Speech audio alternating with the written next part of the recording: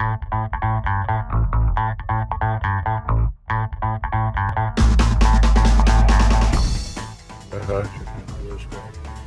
kind of look, you can kind of see some ruins along the ridge here. Okay. This is Masada. Alright. Okay. At the far right edge, it's kind of around the corner a little bit. You can't really see it from here. Okay. King Herod built a palace there. It's amazing. It must have just been gorgeous when it was new. It's because it's literally hanging off the side of the. It's literally on the side of the cliff. It's not on the top. It's on the side of the cliff. Interesting. Okay. And there's a number of ruins and bathhouses, and there were a number of fountains and cisterns, and just a beautiful, beautiful palace. It's where he went to relax, chill out, hang out in the spa, that sort of thing.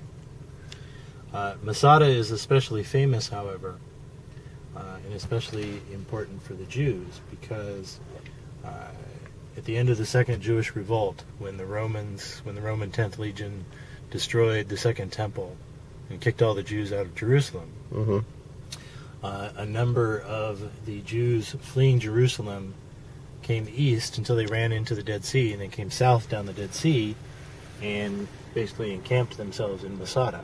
Okay. With the 10th Legion hot on their trail. Okay? Sure. So all around Masada, all down in this area, up on the ridge. Masada itself, it's kind of hard to see, but it's actually separated out from the ridges around it. Okay. Okay, it's freestanding. So on the ridges around Masada and on the grounds down here, there are the remains of Roman forts, just completely circling the whole place. Okay. The 10th Legion had Masada under siege for over a year. Couldn't get in. Interesting. As you can see, it's not easily accessible. Okay. There's basically there's nowadays the kind of grayish metal structure at the top. There's a cable car that goes up and down. Okay. Okay. Otherwise, sort of naturally, there are two ascents. One is the trail that you see here. Yes. Okay. Then there's another trail on the backside. So what the Romans did, they eventually got tired of waiting because they had plenty of food, they had plenty of water. So what the Romans did is they built a siege ramp. Okay. You can see it from here because it's actually on the backside of Masada. They built a siege ramp that went all the way from the bottom, all the way up to the top. Okay. That makes sense. It took them, like I say, it took them a good year to build it. They finally got the siege ramp finished, prepared to invade the fortress. We'll stop. Okay. But there you can see how it's actually. Yeah, okay. Right, it's separated out, so it's freestanding. Prepared to invade the fortress, sent the Legion charging up the siege ramp into Masada, and found everyone dead. Really? Yes. The night before, the Israeli, the Jews that were up there knew. I mean, they saw the siege ramp coming up. They saw it being finished. They saw the preparations. They knew. Okay, tomorrow the Romans are coming over this wall. Yes. There's no way we can stop them. There were 159 Jews. Okay. I believe it's about 30, 35, maybe 40 men, and the rest women and children.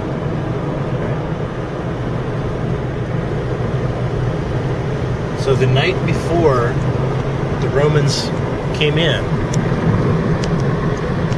what they did is all 159 men, women, and children committed suicide.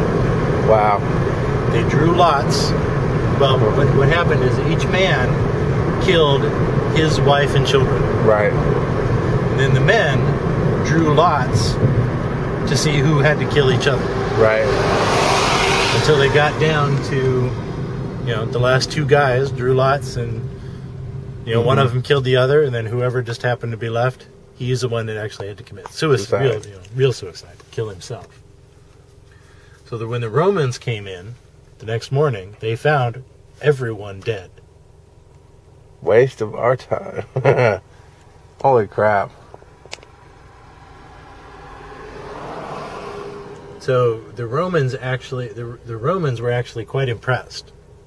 Sure. They said, oh, these people did a brave and noble thing, and so they actually took the bodies, buried them with care, just left everything. Just said, these people were serious.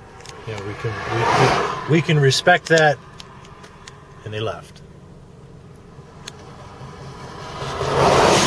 So ever since then, Masada is, this is the symbol of, Jewish resistance. I mean, this is it. Oh, yeah. This is the important site for them. So the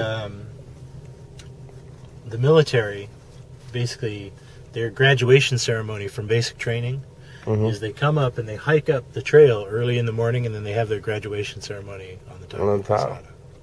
Right. Very nice. Now, there's a little bit of controversy.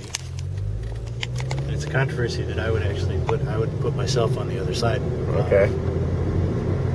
Is that there are some people who say that they should not be honoring the people who died here as much as they do, because they committed suicide. They gave up. Right. They weren't, they didn't fight the Romans to the death. They gave in to despair, they gave in to sadness, they gave in to fear, and they killed themselves and their wives and children and so forth. Right. Is that the side you're on there? That's the side I'm on. Yeah. I can see it. Okay, you're on. Big Sea entering the Dead Sea for the first time. Ow. And bitching about the ground being too hot. Hot, sharp, take your pick. Alright, that's much better. Hot. Okay.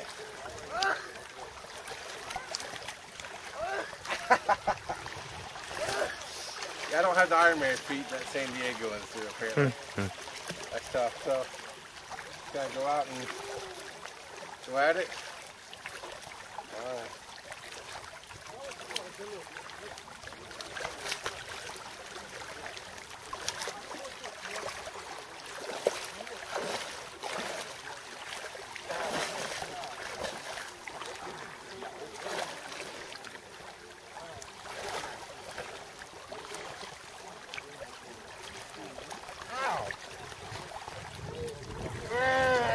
It hurts.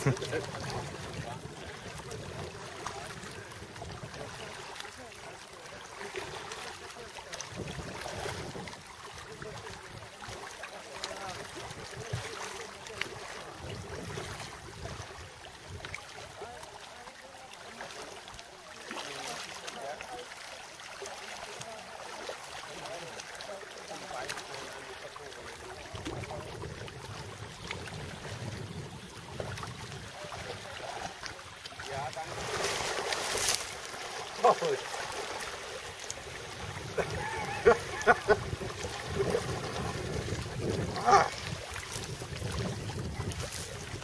That takes some effort. So there, I'm here. I guess I'm bouncing like a baby boy. So how's Don't worry about the rocks, man. That sucks. how's the water feel? Buoyant is a good word.